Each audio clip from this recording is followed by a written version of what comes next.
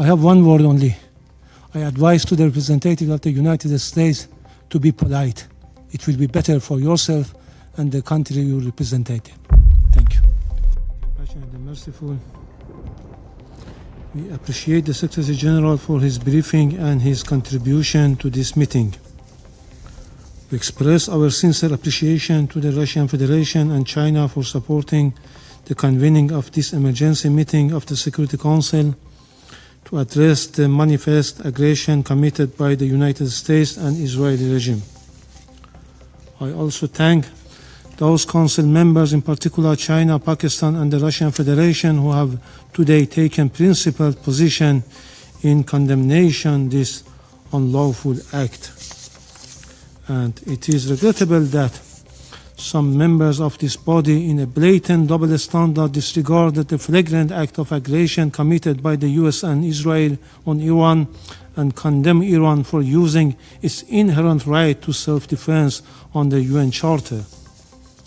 Mr. President, this morning the United States regime jointly and in coordination with the Israeli regime initiated an unprovoked and premeditated aggression against the Islamic Republic of Iran for the second time in the recent months, while deliberately attacking civilian populated areas in multiple large cities of Iran where millions of people reside.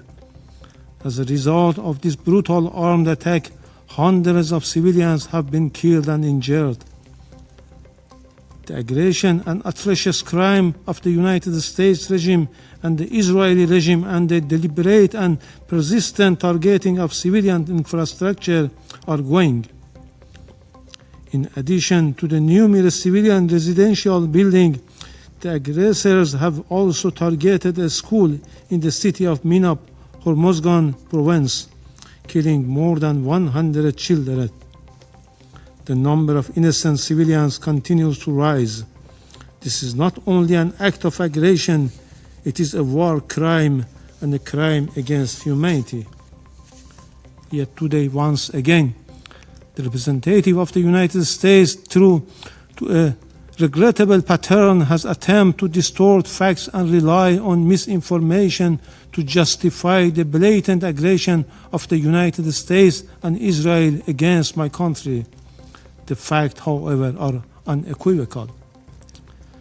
The justification advanced by the representative of the United States today are illegal and entirely devoid of legal foundation. The baseless allegation invoked to defend this unlawful use of force have no standing under international law. The invocation of preemptive attack claims of imminent threats or other substantiated political claims cannot legitimize aggression. Such claims are unfounded legally, morally, and politically, and they contradicted the clear principles of the Charter of the United Nations. I also categorically reject the assertion made by the representative of France, the United Kingdom, and certain other Western members regarding Iran's peaceful nuclear program. These claims lack a factual and legal basis. Mr. President, distinguished colleagues, the President of the United States and the Prime Minister of the Israeli regime have openly claimed responsibility for this act of aggression and have explicitly articulated regime change as their objective, an unmistakable admission of their intent to violate Iran's sovereignty and territorial integrity.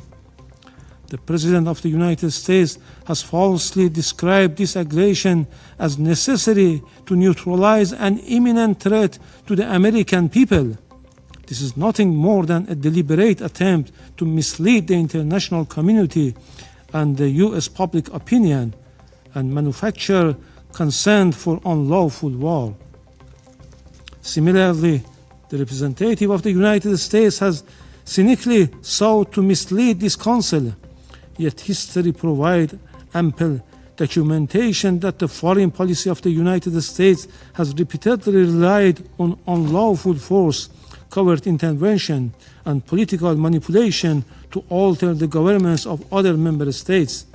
This record is well established. The reality is clear and undeniable. What is taking place today against my country by the United States and the terrorist regime of Israel is a blatant act of aggression, a full-fledged violation of international law. No justification, no accusation, no narrative of disinformation can legitimize or excuse this manifest crime and aggression. Mr. President, we have communicated on several occasions with this Council and the Secretary General about warmongering statements and interfering actions in the internal affairs of Iran by the President of the US in a blatant violation of the UN Charter and international law, and called for the Council action. Regrettably, all were unanswered. The issue before the Council is straightforward: whether any member state may, including a permanent member of this Council, through the use of force, coercion, or aggression, determine the political future of another state or impose control over its affairs. International law and the Charter are explicit on this matter. Article 2, Paragraph 4 of the Charter categorically prohibits the threats of use of force against the territorial integrity or political independence of any state. Mr. President, against this backdrop, I would like to make the following points. 1. What is occurring against my country is a clear act of aggression. It is an open armed aggression against the Islamic Republic of Iran. The United States and Israel war today is not merely a war against Iran. It is a war against the Charter of the United Nations, a war against international law, and a war against the international legal order upon which the United Nations and the Security Council have been built for over 8 decades. As the Charter affirms, the United Nations was established to save succeeding generations from a scourge of war. The Charter, adopted in 1945, is founded upon this fundamental principle. Members shall refrain from threat or use of force in international relations. The sole exception is the inherent right of self-defense under Article 51, and only in the event of an armed attack. The military aggression carried out by the United States and Israel satisfies none of the criteria of lawful self-defense. Accordingly, the action of the United States and Israel constitute a manifest violation of Article 2, a peremptory norms and a fundamental principle of international law accepted by all member states. Neither the Charter nor international law recognize internal matters of a state as justification for the use of force by other states. Were this otherwise, no international legal order could endure. The rule of law would be replaced by the rule of force. 2.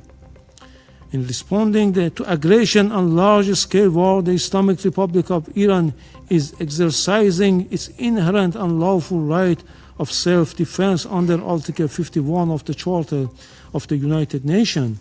The armed forces of the Islamic Republic of Iran are utilizing all the necessary defensive capabilities and means to confront this criminal aggression and deter the hostile acts. Consequently, all bases, facilities, and assets of the hostile forces in the region shall be regarded as legitimate military objective within the framework of Iran's lawful exercise of self-defense.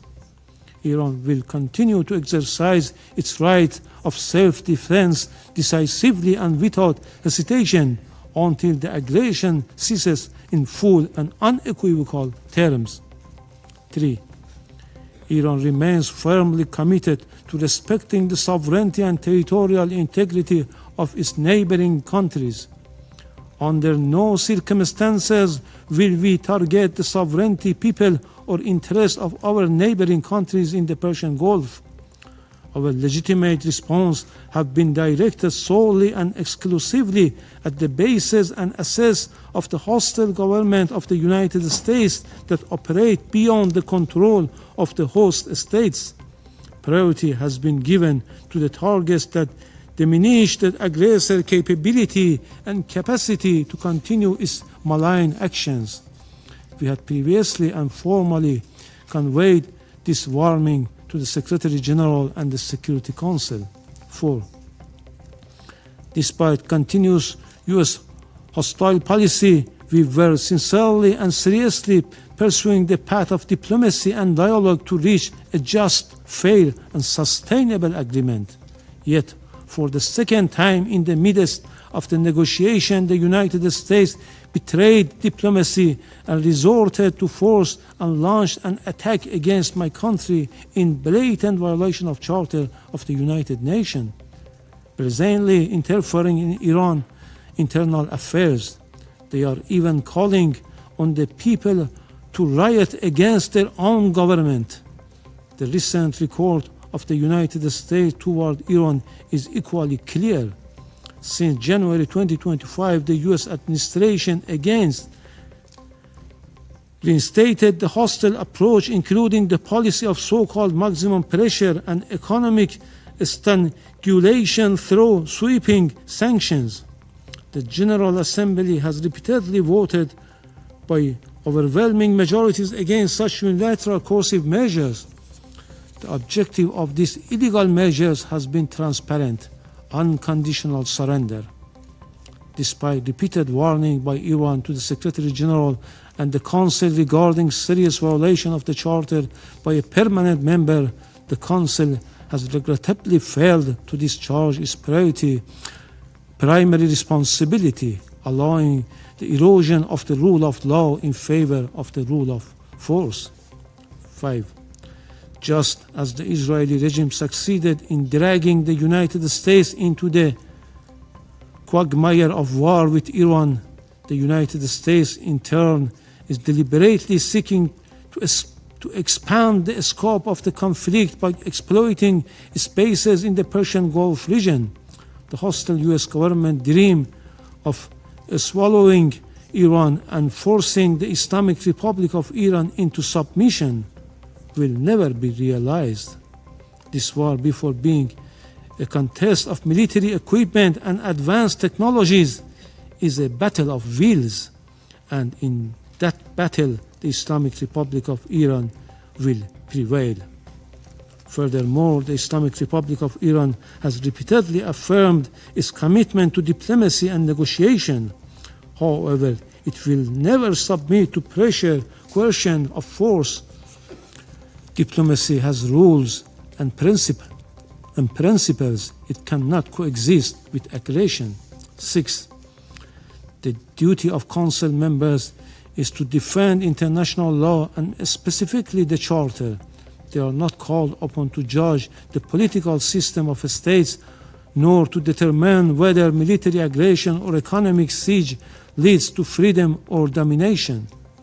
Expression of concerns and empty condemnation are not sufficient. The Council must act. Pursuant to Article 39 of the Charter, the Security Council must immediately determine the United States and Israeli regime have committed an act of aggression and demand the immediate cessation of its unlawful use of force, including any explicit or implicit threats against Iran, and require binding assurance of non-repetition.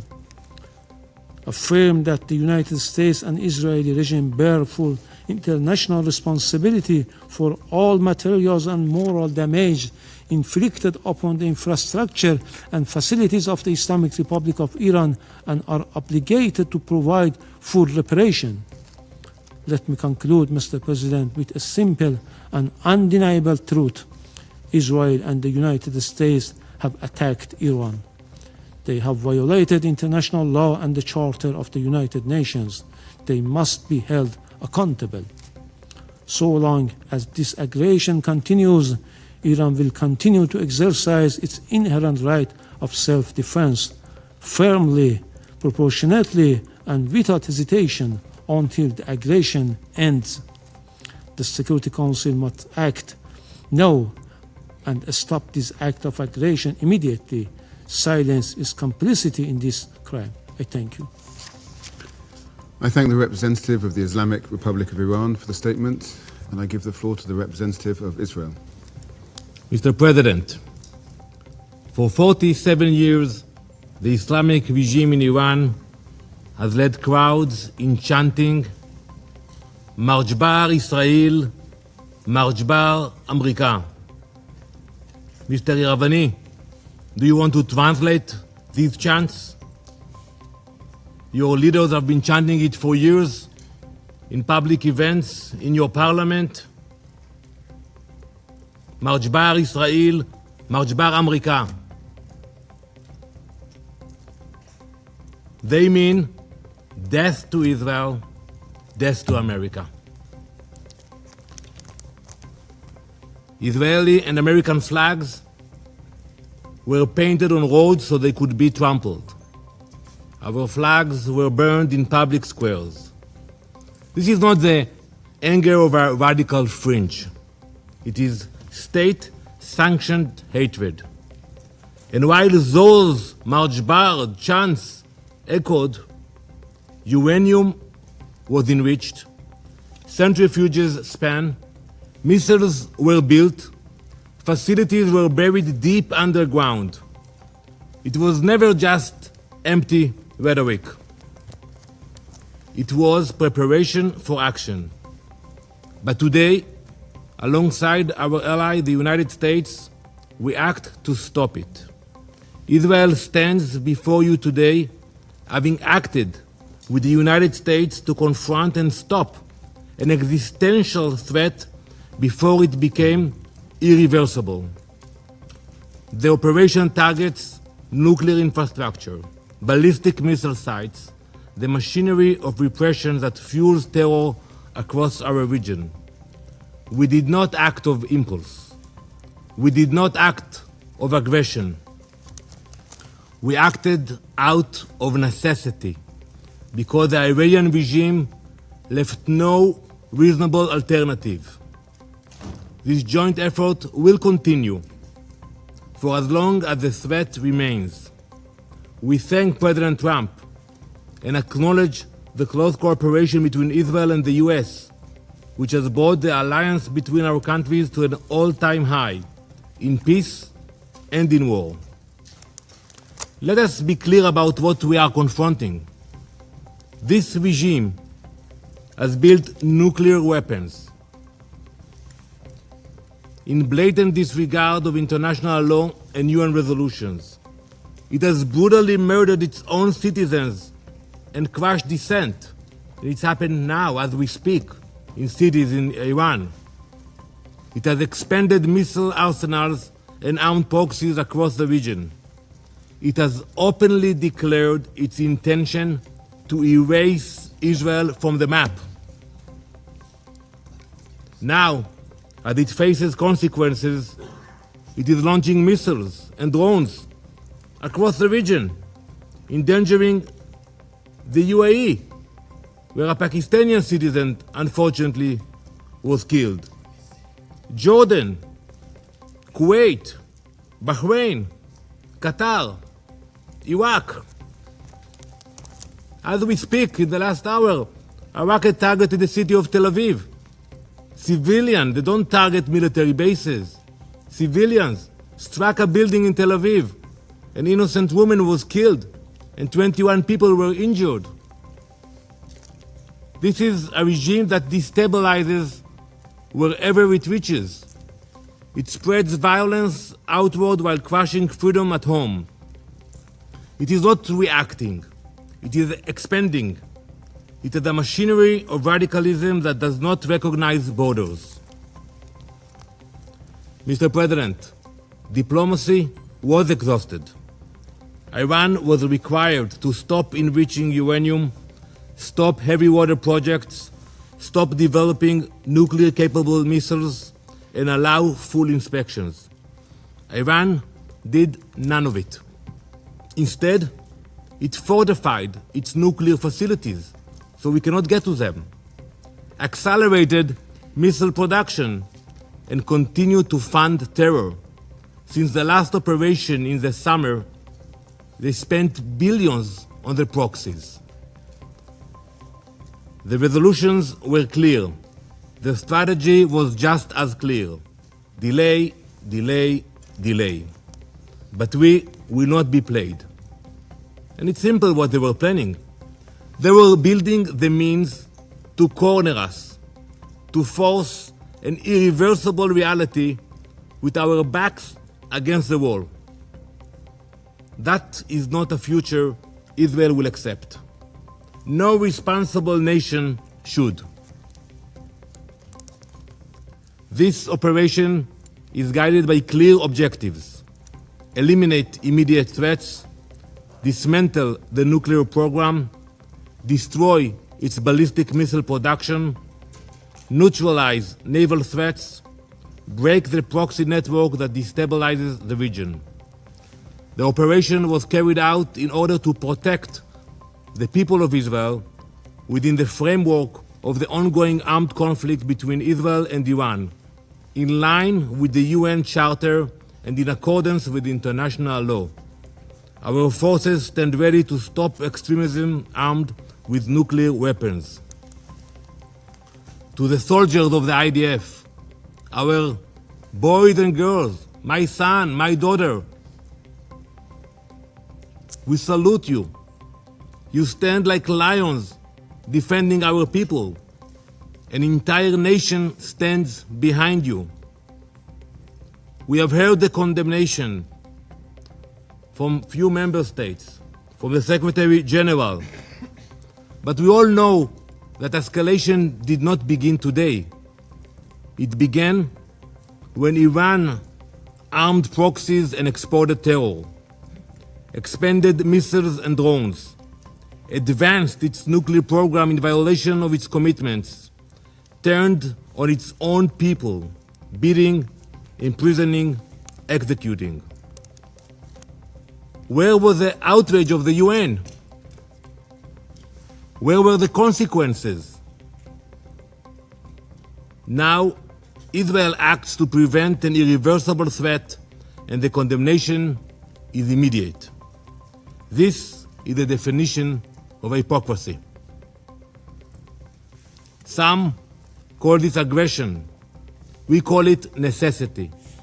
We call it survival. Mr. President, history has taught us never to ignore those who openly call for our destruction. When a regime says it will destroy Israel, when it chants death to Israel, when it promises to wipe Haifa and Tel Aviv off the map, we believe it.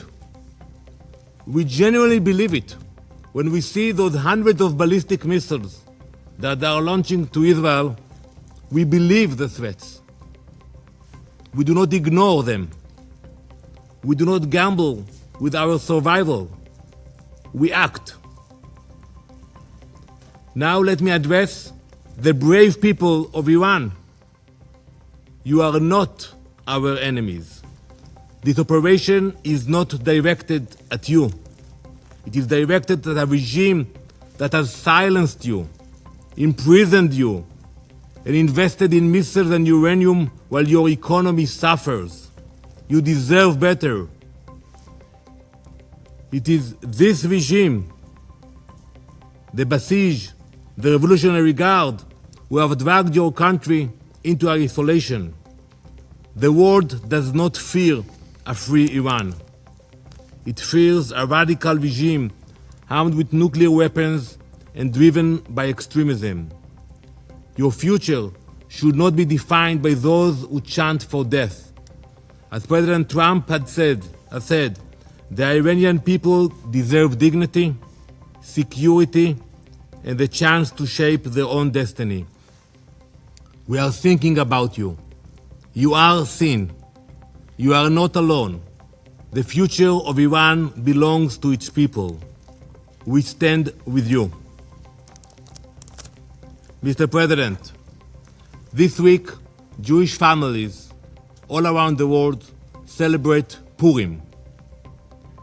Many Israelis will do so now in a bomb shelter. The story of Purim happened more than 2,500 years ago, in the same place. In ancient Persia, an evil minister by the name of Haman sought to wipe out the Jewish people. And it began with words, with chants. It became a decree. It could have become a genocide. But Queen Esther refused to remain silent. She stepped forward, she spoke up, she acted before it was too late. That is the lesson we learned. It is not only an ancient lesson, it is a modern one. Last week, I stood at the gates of Auschwitz with dozens of UN ambassadors. We stood in a place that shows what happens when radicalism and extremism grows and no one stops it in time. Before the Holocaust, some leaders, serious leaders, believed that they could calm aggression with concessions. They were completely wrong. Giving in did not stop evil. It strengthened it. Winston Churchill understood what Queen Esther understood long before him. When destruction is declared and weapons are being prepared and assembled, leaders must act. Not later, now. Today, President Trump and Prime Minister Netanyahu understand that same lesson. For decades, the Iranian regime has built missiles, enriched uranium, armed proxies, and spread terror far beyond its borders. This regime is not only Israel's enemy. It is an enemy of stability, an enemy of every peace-loving nation. In this joint operation, Israel and the US are acting together, not because we see conflict, because we refuse to ignore declared destruction. We are stopping extremism before it becomes unstoppable. We will ensure that no radical regime armed with nuclear weapons and ballistic missiles can threaten our people or the entire world. Thank you, Mr. President. The representative of the United States has asked for the floor to make a further statement.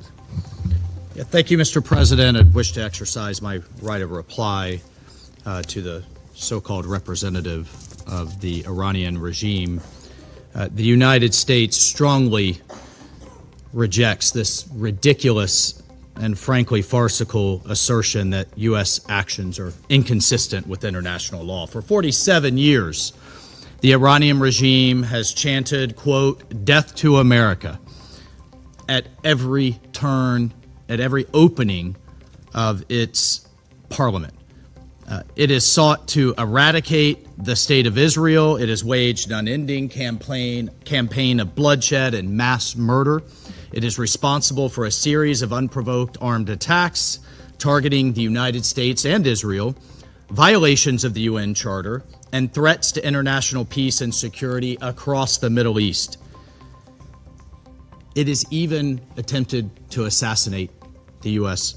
President, President Trump. It has done so not only directly, but through its proxies, seeking to hide and mask its bad actions while publicly claiming to be a victim.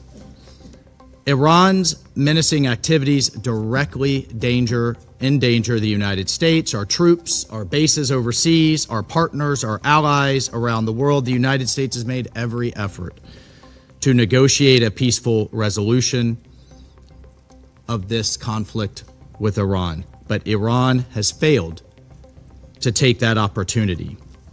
So in close coordination with the government of Israel, the United States has taken lawful actions to address these threats in line with Article 51 of the Charter of the United Nations. And Mr. President, I'll just say on a final note, You know who is not complaining tonight? You know who is not citing the vagaries of international law? You know who is celebrating in the streets around the world?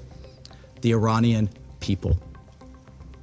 Mr. President, maybe, perhaps just maybe, they will finally be free.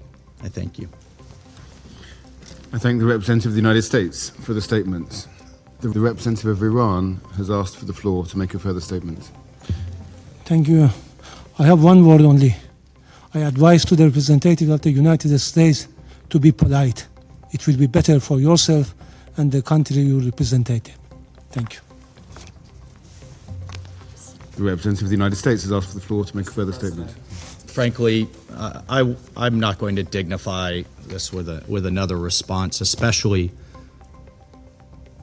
as this representative sits here in this body representing a regime that has killed tens of thousands of its own people and imprisoned many more simply for wanting freedom from your tyranny. Thank you, Mr. President.